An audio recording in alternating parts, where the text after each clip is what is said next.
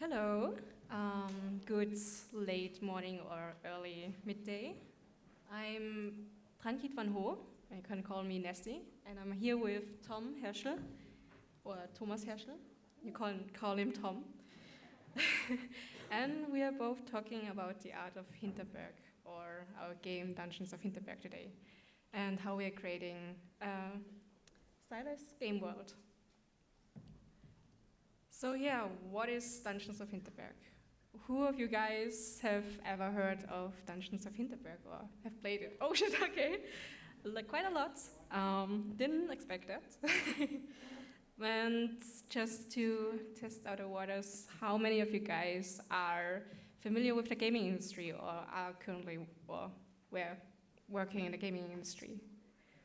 Okay, because we do have some game industry or game dev terminology in our presentation, and we will try to explain them for everyone to understand. So, Dungeons of Hinterberg is a single-player genre mix of action RPG and a social sim set in a fantastic version of the Austrian Alps. And you are playing Luisa, a lawyer who kind of yearns for a change in her life and travels to Hinterberg, which is famous for monster slaying due to the current occurrence of magical portals. And yeah, so what is special about our game is probably the fresh genre mix between action RPG, as I mentioned, and social sim. So the action RPG part is inspired from Legend of Zelda games that you probably know, with the puzzle dungeons, and the social sim part is inspired from the Persona series, where you can build up relationships with characters and get some perks for combat in that way. So yeah, we also have a quite unusual setting. Not a lot of games are set in the Austrian Alps or in Austria in general, and we also have a quite bold art style, I would say, with the comic shader or comic look and the cell shading look. And yeah, so we also prepared a trailer for us, for you, so you get a better impression of our game.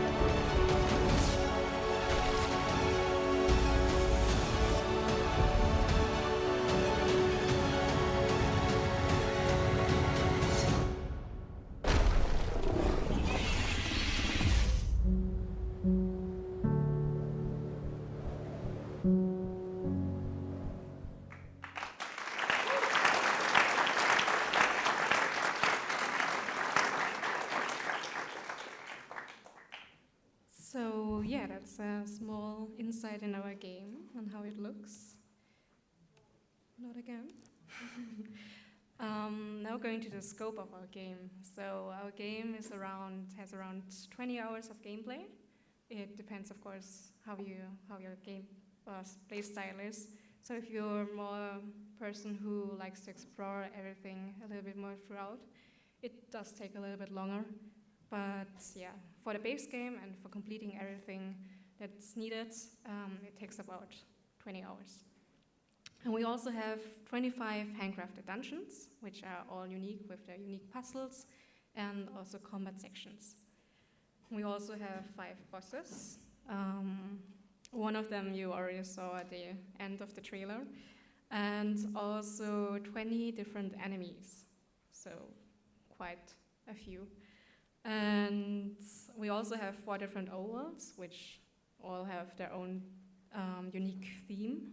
And also a village, the Hinterberg village, where you also start your game off. We also have a cast of 20 different characters, with 15 you can build up a relationship. Just a disclaimer, there's no romance in our game, it's just normal friendship, unlike Persona.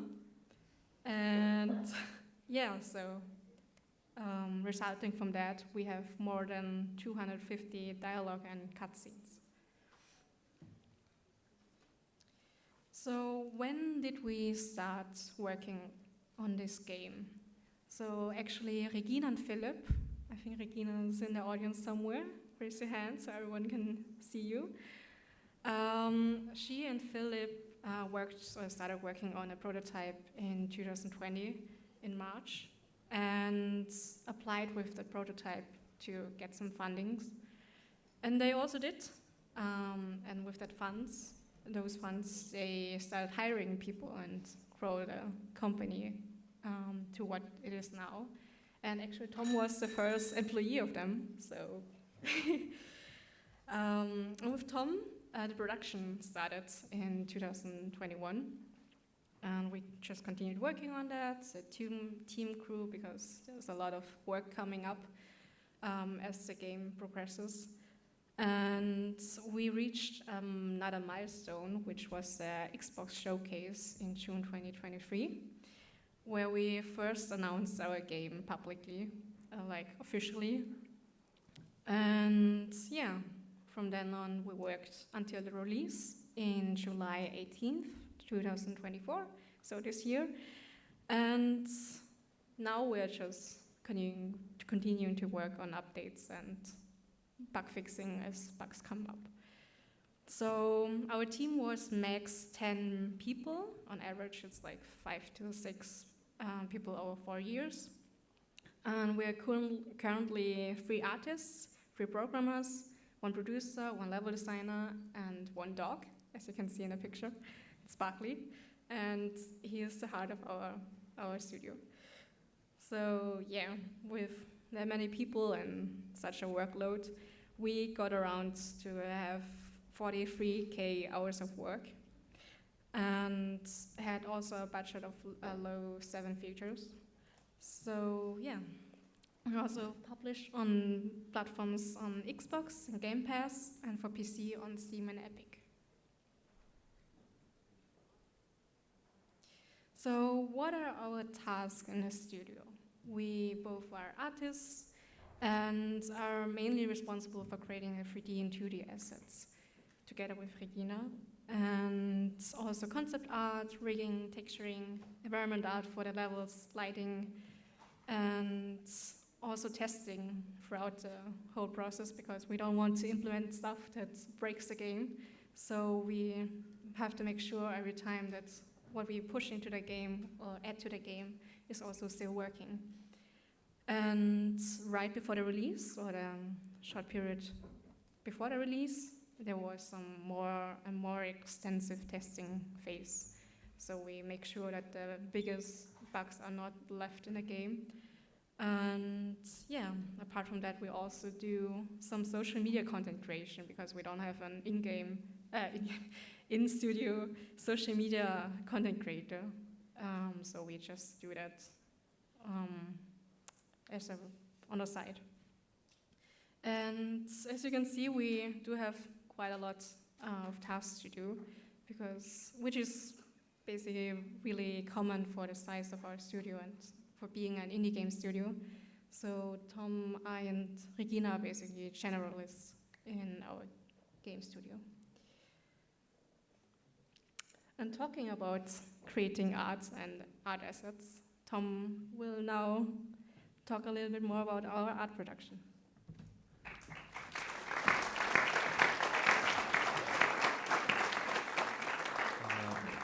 right, thank you, Nessie. I will talk about the art process here now.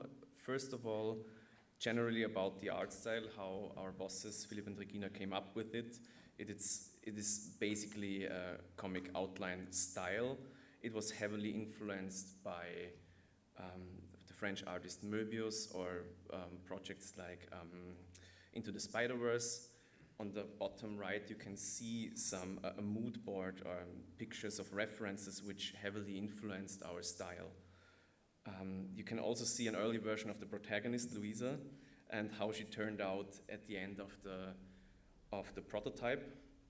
And yeah, it's why did we choose this type of style? Has mainly two reasons: because it's really distinctive and bold looking. It's really nice to look at, but there is also an efficiency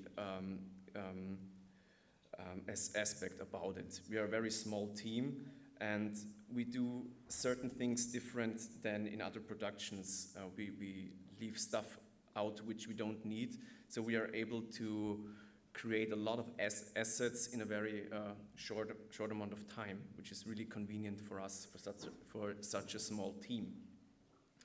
The whole game takes place in an alpine setting. On the left side, you can see, I think this is Bad Gastein. Our bosses, when they started the concept phase, they traveled around a lot, which is really fun, and visited all these places like Hallstatt, Bad Gastein, and got lots of impressions which heavily influenced the game in the end. And here you can see the main square from Hinterberg with the church and this lake scenery. Yes, just some pictures of three of our four biomes. We have a forest, a swamp, a glacier, and not on the picture is a mountain area. What is important here is, and I think Nessie will talk about it a bit later, is to have just a small color palette for each biome to make this nice and look not too chaotic, and that you feel good in it. There's also a picture of the village, I think from the souvenir shop. But yeah, later about the environments, Nessie will talk about it later. Okay, about the rendering and the shader style. I really want to be on the surface here because this is the more technical stuff that our programmer did, and both of us were not involved in this, but we know how to use it. Yeah, but it is basically a Unity. Unity is the game engine for people who don't know Unity. Unity is built in render pipeline with a custom-built deferred shading setup. I have to swallow this now. The reason for that is basically a graphics performance thing, so it's very performant. But the most important thing for us artists are the different types of outlines, ID, and ID maps, so I mean ID outlines. Because we have the full control over every outline and detail on the characters or 3D models. And we do this with an ID map. You can see the green character here, and whenever there is a different green bordering at the border to another green, there is an outline drawn. And we have to figure out when an outline is good and when it is not needed. So this is how we do it, basically. We, of course, have different types of outlines depending on the area. For instance, in a glacier, you have a different outline like in the forest or the mountain. It's also dependent on skin color, clothes, and stuff like that. And this is when you become a bit of a librarian here, because we have lots of IDs and we need to know when to use which ID, that this is all in order, that you don't have any weird surprises in the game. On the right side, with the treasure chests, there is a little texture with the arrows that shows different bars. These are our shadows. We also have full control over the shadows, and it depends on how much light is on the character, and then the shadow is drawn. And what this does is we have very sharp, because we have this stylized comic art style, and it draws these sharp shadows, and it's not blurry or muddy in some kind. Yes. Of course, we did some outsourcing because we couldn't, there was just not enough time to do this all in-house. Lots of VFX is done from an outsourcer. The trailers were done by Curve, our publisher. They hired an agency for that who does the grunt work of capturing footage of the game. We outsourced the audio, and this was done by the wonderful Wobbler Sound. Some might know them. Did a really great job there. Of course, we have an agency who is doing playtesting. Although everyone in the company needs to playtest from time to time when there's playtesting needed. And we had a tester back in the days in-house. We also outsourced 2 non-playable characters because, again, we simply didn't have the time, and there were phases where it was a bit tougher. But we need to do feedbacking and implementing it into Unity.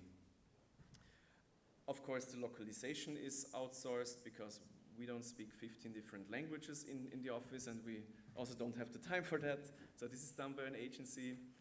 And what is also common in many game productions is we bought asset packs, because there are many wonderful asset packs out there, especially for vegetation assets like trees, rocks.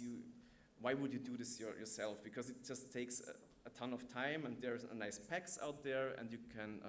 They're also delivered with LODs, which is level of detail, which also Nessie will explain later. And of course, we have to change them up so that they fit into our art style. We also bought rigged characters for our enemies, which is really time-saving and convenient because we just exchange the 3D model there and use the rig and all the animations that come with them, which is, yeah, a huge time save, and you can create lots of small characters or enemies with that. We also outsourced and bought animation packages, like from Mixamo. We use, all our characters are humanoid characters, so you can easily project humanoid animations on them, which is also time saving. Just a little water. Now I want to talk about the character creation in a minute.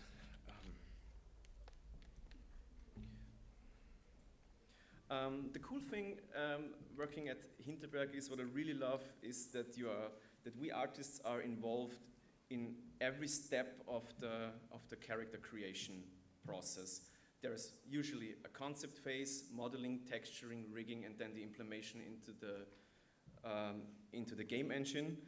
And we are kind of accompanying the character from start to end. This is really, really neat, and I like this. Usually in very big companies, you have a designated concept artist or a modeler or a rigger or an animator, and everyone is doing his or her thing. But here you kind of a jack of all trades, and you have to be a generalist and do all kinds of stuff, even out of your comfort zone. But how does a concept phase usually work? At first we have our writers, which are our bosses, come to the artist with a briefing on a short description of the character, how he or she should be or should not be. They usually create a little description and a mood board with some pictures. And what the artist does then is start doing a common Google research or go on Pinterest and create a board. It's really convenient. Or we use the software PureRef, where we can dump all your reference photos in it and then get picture of the character you want to do. And when this is done, the quick sketches, the sketching phase starts. And when I say quick sketches, I mean really, really squiggly, rough ones. You can see them on the slide. On the top, you have the influencer character called Khiet in-game, and the concepts for that. And what I want to show here is that, as I said, we don't have a designated concept artist, so we have to be quick here and do it on our own. And they don't look that fancy like you see in other productions, but they're very charming and they do their job. So, yeah. On the bottom, you see also sketches from Louisa, the main protagonist, and different sword variations. And spoilers, a boss here. This is the Wassermann boss. And what we do here with the sketches is try to draw different kinds of, for instance, armor. You just explore here what he can have and what not. And when you're done with sketching, there are of course lots of talks and feedback rounds. If you're going into the right direction, if you're not going into the right direction, you do some more iterations, or if you nailed it, then you move on to the modeling phase. I also wanted to show this drunken-looking guy in the middle at the bottom, because we didn't steal this. We haven't stolen this from a kindergarten. This is actually done by a grown-up, by me. And what I wanted to say here is, sometimes you sit in front of Photoshop with your white canvas and you're drawing and you don't go into the right direction. And sometimes it's really nice to take a step back, take a break, and maybe take a good old pencil and paper and do a napkin sketch, and you can achieve some wonderful things there, like this oddball character who turned into an enemy in the end. And it's also these funny moments you have when your bosses look at your sketches and start laughing and say, "Oh, this is funny, do this one." And yeah, this is how this oddball turned out in the end. He turned out as annoying as he looks. I think it's a kobold mage, very annoying one. The next, when sketches are done, we go into a modeling phase. What we usually, we only work in Autodesk Maya. Some of you might think, why Blender is much more awesome and why are you doing this? And the thing is, we grew up with Maya, all three of us, so this is our comfort zone here. And the whole pipeline is built in Maya, and it is what it is. So yeah, of course Blender is awesome.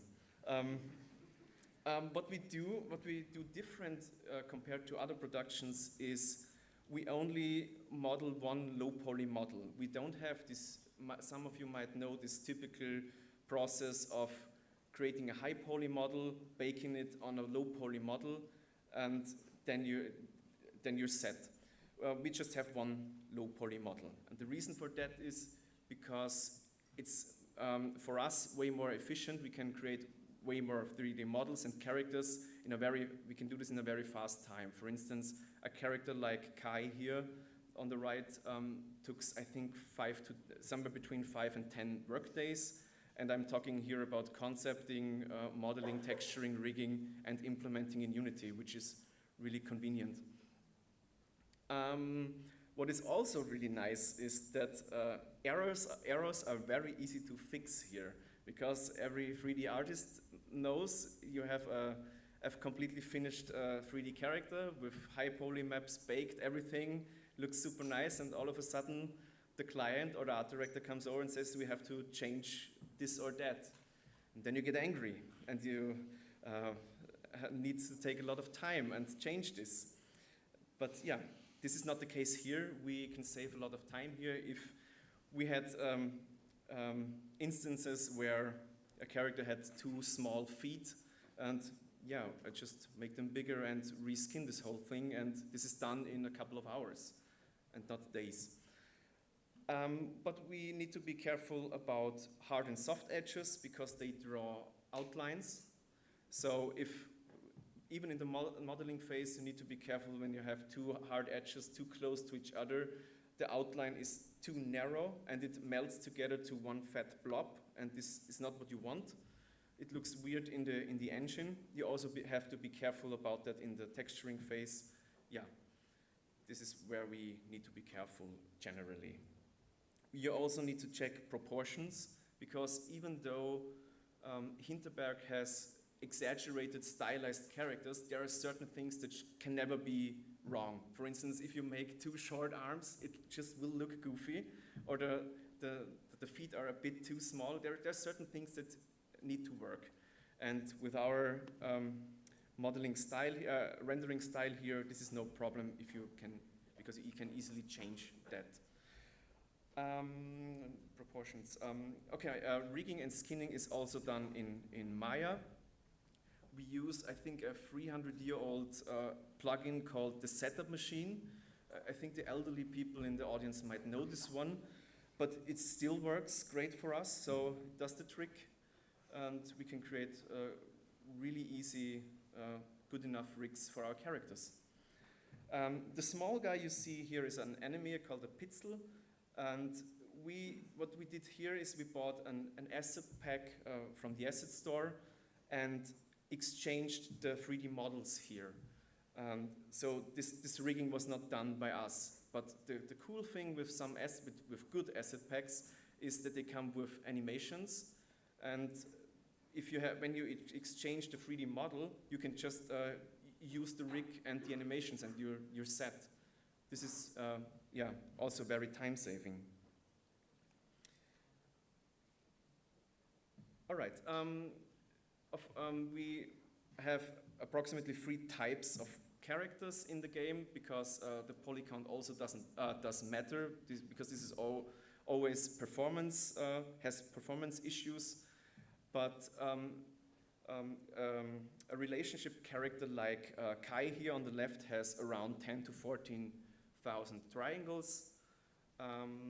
The not so important filler characters, who are standing around in the overworld, have 5 to 7,000 triangles. They have very basic conversations with you, and as you can see, the detail level is very low here. Also, there's some code magic going on to switch the colors here so that they look different. They are basically here to make the whole overworld more lively, so that you can always see someone standing and thinking about something, and these are particularly these characters. And we also have very low ones. We really crunch those down to 1.5K triangles. These are the villages in the background. These are the ones for the people who already played in the village of Hinterberg. When you go near them, they dissolve, and they are animated with the shader. So also very technical and complicated thing. This is all programming magic. Now I get it. All right. The next step is, of course, texturing the character. Our main program is Substance Painter here. We use a little bit of Substance Designer as well for materials and patterns, but Substance Painter is the way to go for us. What we do, what makes it so special, is that masking in this software is so easy and convenient, especially for our ID maps. ID maps, as you remember, are important for us to draw the outlines. Like here, you can see the green character and his ID maps. We also differentiate between skin and clothes. So skin always has a more reddish outline. This is shown in the mask of it is shown on the right top. And we also, I forgot to say, our whole process is kind of physically based rendering type of texturing, but we sometimes use metal maps or not. So it really depends on the character here. So yeah, same with the normal maps. for this character has surprisingly a low amount of normal maps, only on at the fanny pack and the zipper. But it's what I want to show here is that lots of the detail is done with the outlines. And yeah, this is also a process where you have to export from Substance Painter to the game engine and check how your outlines look like. Because sometimes, as I said in the modeling phase, if outlines are too close to each other, they build a blob and it doesn't work really well. So you always have to sanity check this. When you're done with your character, when we're done with our character, it all goes to the Unity game engine, where it will be put in a prefab. For people who don't know what a prefab is, it is basically a container that you can easily, it's like a container instance that you can duplicate in the world. And if you change something in this prefab, all the other instances change as well, which is a standard game production process. Really, yeah, useful. On the right side, you can see the prefab view in the viewport with a capsule collider, because we don't want to run through him. This is all done in the prefab. And another maybe different thing to other productions is the facial rig setup here. What happens here is basically we have animated sprite alphas who are projected on the face. So with code, it is decided, for instance, if Kai is angry, the angry emotions are picked and projected on the character. Yeah, and when everything is correct, then you should have a picture like in the final game view in the middle. And if you screwed something up, then it looks like on the right side, where obviously something with the rigging joints are all over the place, and it looks like a hideous monster. But yeah, you have to check again. All right, and now I give back to Nessie. Hello, I'm back.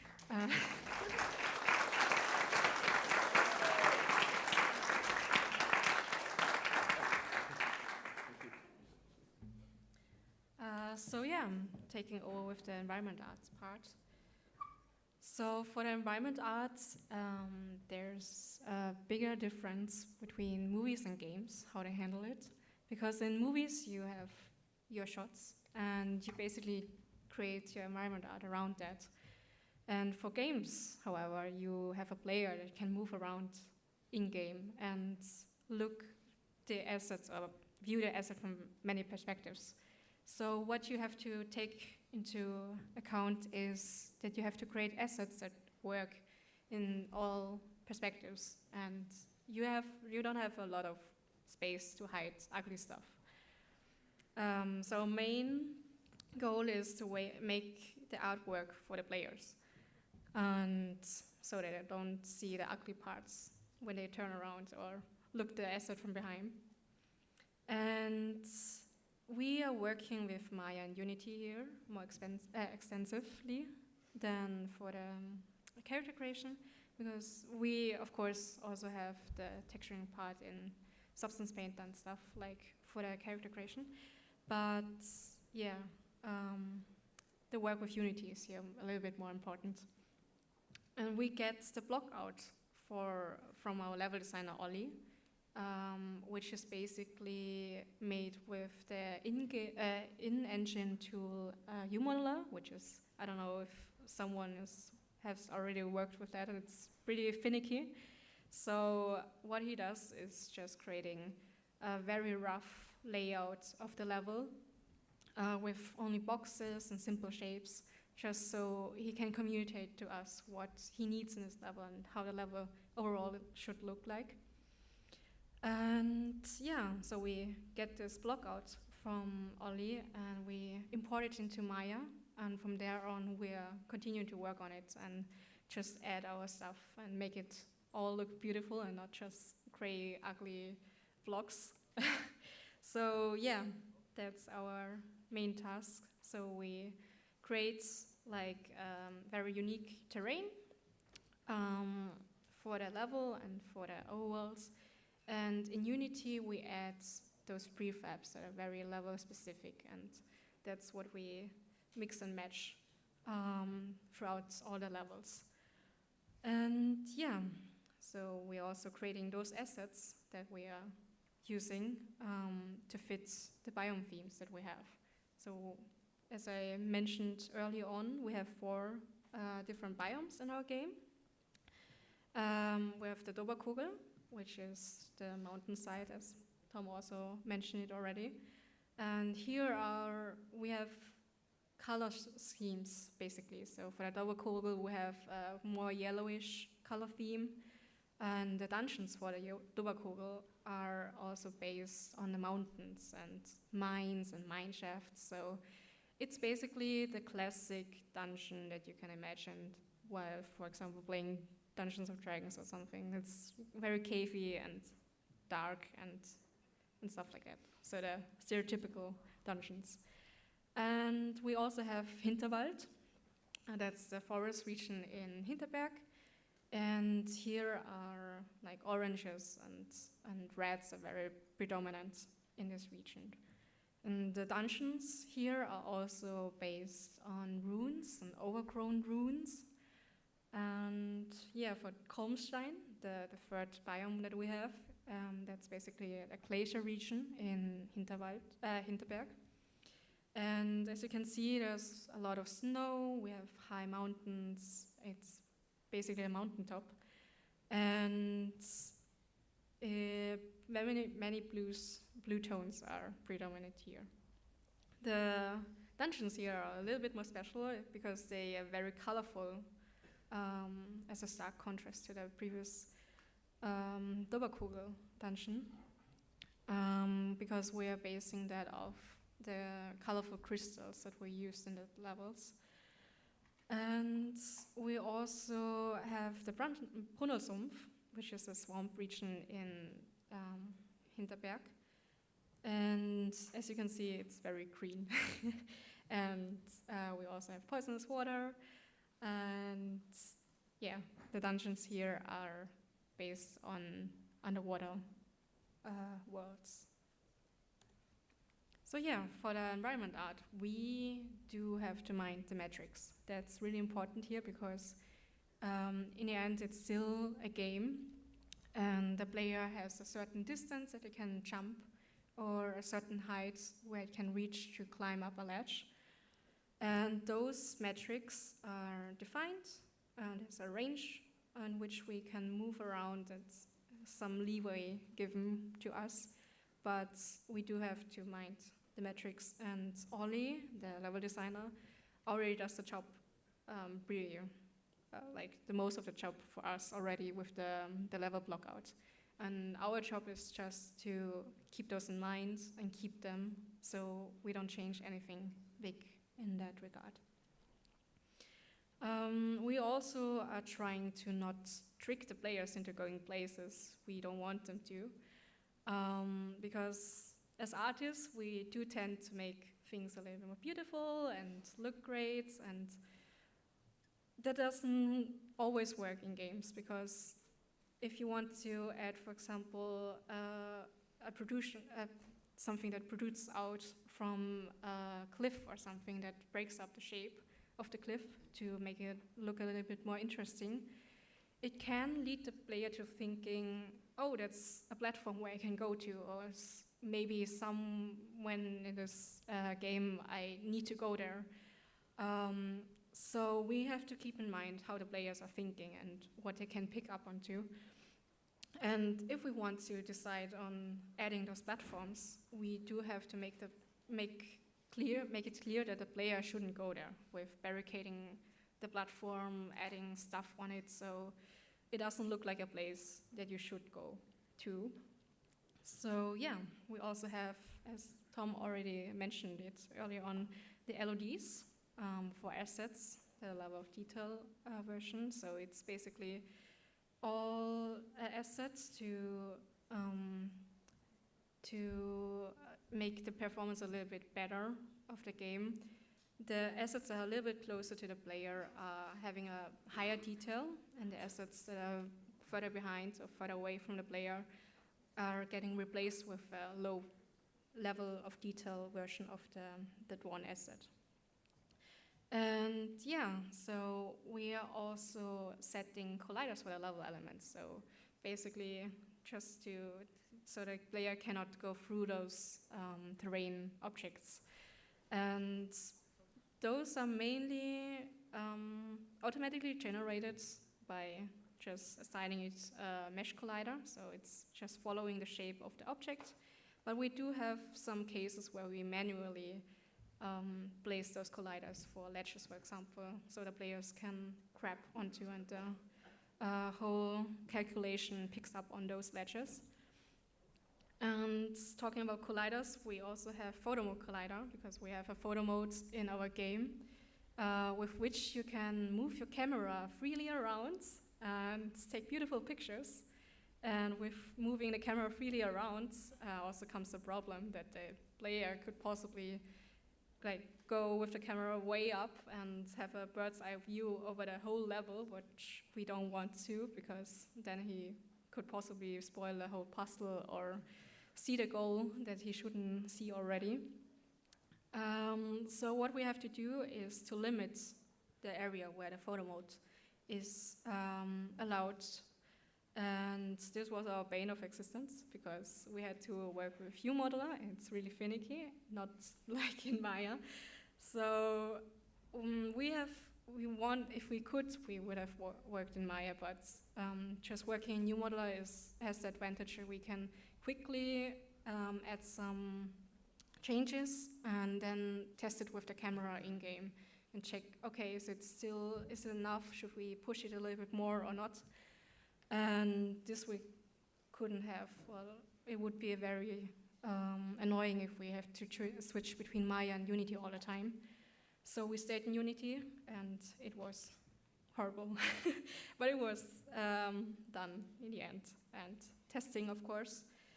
So just to give you an impression how this photo mode collider could look like in a level of us, it's basically very rough. A rough mesh collider mesh where the camera cannot go further beyond that, and it's following the path of the level. So we want to give the players, of course, the freedom, as much freedom as possible, but we just cannot give them all the time the freedom they have. So yeah, going to set dressing. We are using the polar brush tool in Unity a lot. It's basically helping us to set the brush paint, quote unquote, which are the assets we choose. So we can say, okay, I want this asset A, asset B in this polybrush as in the polybrush, and we just can paint with really organically onto the terrain with the polybrush. And in Unity places those selected assets on this painted path. We also have parameters that we can tweak. So we can say, okay, should have a random scaling between this and this, and also rotate a random amount, so it looks a little bit more organically, and it fastens the process of placing assets organically. We also use deco groups, as this you can see at the top image here. These are basically prefabs in prefabs, and a small diorama that you made out of the assets you have, that you can basically save as it is, and place it as this small diorama around the level, which also quickens the process a little bit. And what we also do with set dressing is the player guidance. We want to help the players find a way through the level, so we are taking advantage of creating contrast in whatever way, like with lighting, with colors, whatsoever, and creating landmarks that are a little bit more memorable, so players can orient themselves or remember where they were. And for those, and we also add paths, just simple paths, from hiking or stuff like that, so the player can follow more easily. And those paths are made with vertex colors that we use for texture blending and crash generation. And what you can, for those who don't know what vertex colors are, it's basically you can assign a mesh some certain colors to the points that are contrived in this mesh. So every point or vertex has a color assigned to that. It's the 4 channels are RGB and black, and every color is also corresponding to a certain material or a certain texture in Unity. So Unity reads from those colors of the mesh and assigns and translates this into the different materials. So if we want to blend material A with material B, we can create, like, let's say material A has the color yellow and material B has the color red. We can just paint with orange, and Unity picks up on that and mixes those two. So yeah, that's also a way where you can create some organic material blending in Unity. So how do we do when we want to work on the same level? Because we are a small team and we need to get the work done quickly. We have to share the level sometimes. And so what we did in our office is that we have an Excel sheet with the currently occupied levels where everyone has access to and can put their name into what level they are currently working on. So we have a column with the level names and all the levels, and we have a column with where you can enter your name in, and also a column in which branch we are working on, because we are using a version control, plastic in this case, which allows us to create basically copies of our project and different versions where people can work on it simultaneously without getting into their hair. So yeah, we are also splitting our workload. Like, for example, if Tom says, okay, I really need this level right now, I can work on something else meanwhile, like on characters or stuff. So yeah, communication is, of course, very important here. And yeah, talking about the 2D assets, we also have made some 2D assets for our game, because we have a lot of UI stuff that needs icons. And it's basically following the same principles as in graphic design with clarity. It should be informative, not too complex, work in small, recognizable, have a cohesive design. And yeah, that's basically it. We have 2 versions, 1-tone and 2-tone icons. So 1-tone icons we use, for example, for the attack conduits, that are the magic skills that we have. And yeah, we have icons for in-game and for achievements on Steam, for example. So yeah, that's how they look. They have also different states, depending on if you're out of combat or in combat. And there are also some problems arising from that, because the icons are sometimes not seeming like they are when they are in front of darker backgrounds or a lighter background. So we have to take that into account too. We also did some 2D things for the in-game posters and graffitis and that you can find around Hinterberg, the village, and also the face atlases. Tom already mentioned it. So yeah, heading it over to Tom again. Thank you, Nessie. I'm quickly wrapping things up here. We're almost done. As you learned today, we released in July 2024, and we're now in post-release phase. So what we're doing now, we're doing all kinds of updates, quality of life, performance, and bug fixing if they come up, if player or the or testing agency is reporting them. What we did as well, if you don't have enough Hinterberg in your life, you can do a New Game Plus run, which increases the difficulty and has different new perks to achieve. We also, as artists, need to do social media content for TikTok and Instagram and you name it. But what we do most of the time is making costumes. We also did armor upgrade, a visual upgrade. So in the beginning, when the game launched, Louisa was always the same, and now her armor and breastplates and pads all changed. Now you can see this now in the left picture. But most of the time, the three of us are doing costumes which you can buy in-game with in-game money. For instance, Lederhosen costumes, because why not? Or a Kai costume, as a fangirl costume.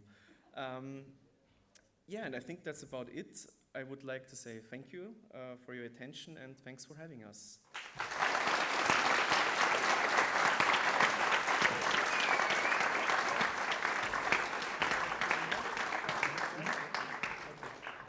Okay, we're going to do a quick Q&A.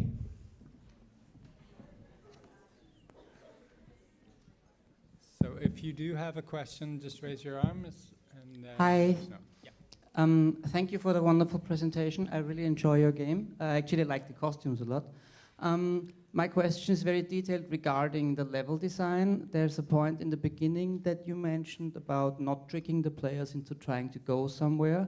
I was wondering, is because this game is not photorealistic, it has a very distinct sort of abstract style, did you develop some sort of visual language that subconsciously tells people this is a place where you can go and this is background graphics?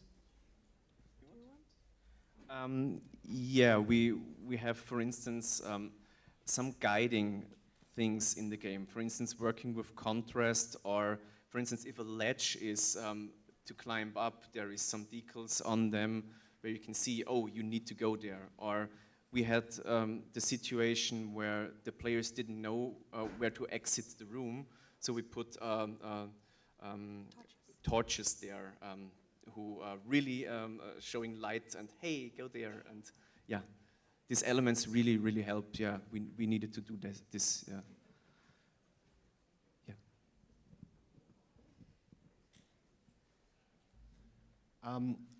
I'm sorry, this isn't quite an art-related question. It's more about the production of something like this. But I was wondering, could you tell us anything about how you get the funding to make a game like this? If not, that's fair. Yeah, as you said, we're just the artists. But what our bosses did when they finished the prototype, they were networking a lot, and the good thing about the prototype was it got really quite a bit of Twitter hype, and publishers saw that and so, hey, this is cool, I want to work with these people, and so it started working out for them. So this is a really good thing to have a very appealing prototype, for instance. And of course, yeah, talking with publishers, going on fairs or stuff, or festivals, and talk with people and meet them. Brilliant. Thank you very much. Yeah. There's a question. There's a question over there. Sorry, yeah. Oh, yeah, okay. Go ahead. Sorry. Yeah, fantastic job. It looks amazing. I had a question regarding the art department's role also in terms of where you're going next. You were speaking about New Game Plus and the extra designs for costumes and the like. But if, say, for example, there were, I'm just spitballing here, DLC or ideas for new areas, would you guys be like hyped to do that in that regard? I mean, hyped, of course, but Yeah, Oh boy, can we talk about this? No. So it's a secret. We are not allowed to talk about it. Sorry for. I'm really sorry. So Oh, no, no, thank you, fair enough. There was this big thing once where they changed something in the Unity TOS, I think, where you had to give Unity a bit of money when someone bought your game or something. I don't exactly know the whole story because I forgot, but I wanted to ask, did that affect the game development in any way, or did it just continue like normal? I was not that into this whole thing. I of course, noticed all this, and we were thinking about a version here. But yeah, we stick to a version, right? I think so, yeah. I hope this in the end, it wasn't not that big of a deal. So, Okay. yeah. Thanks.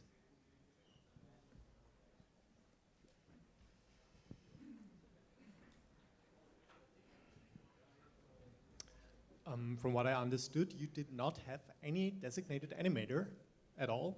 I guess you did some basic animations yourself, but the rest was really just out of asset packs? Actually, so as you said, we don't have a designated animator in our studio. And we mainly use asset packs and Mixamo for the basic animations. They were sufficient enough for what we needed. And some animations were a little more custom, of course, because we cannot find any animation, every animation we need in Mixamo. So what we have is actually a program of ours, has a little bit more experience in animating stuff, and he took over with animating or creating those custom animations for whatever we needed. Yeah, On top so of that. a little bit of Unity animation. Yes, yes. Hello. Hi. Thank you for the presentation. I would like to ask, because in the beginning you showed the timetable of the prototyping and then production, and the prototype was, I think, over a year. How did you use that time? Was it a side project where you tested out gameplay? How feature complete was it? Or was it more like an R&D phase? How we developed the visual art style? How can we produce so much in so little time? I have to say that at least I don't have an insight into that. It's more like what Regina and Philip did. It was COVID times, it was lockdown times, and those two developed the prototype in this time. And yeah, we were both not involved in the prototype. We were there when the production started. Yeah. So, very good presentation.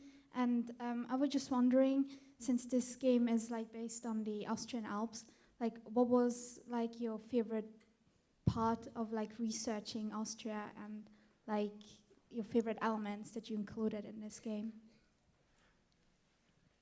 For me, it was because we have some kind of fairy tale figures, all these Austrian Sagenfiguren, which are hilariously funny. There are lots of stories about that, and this was doing research about a Bergmandel or a Pitzel, and you read the story, it's just super funny. So getting to know these things and developing a character based on that, that was for me the most funniest thing, interesting thing for, yeah.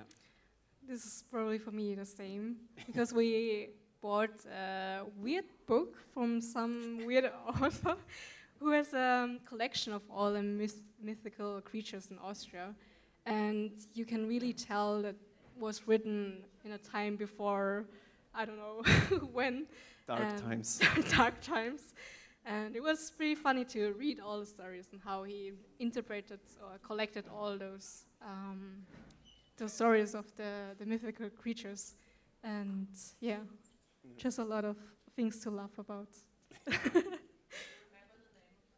Oh, I can check it up. We can talk afterwards. Yeah, it's a weird book. Okay, so if you want to know the name of the book, you just find these two somewhere. They're going to be Exactly. around. yes. And yes, we're going to have a break. lunch break, so get yourself some food, and we'll see each other back at 2. And yeah, see you in a bit. Thank you. Another round of applause.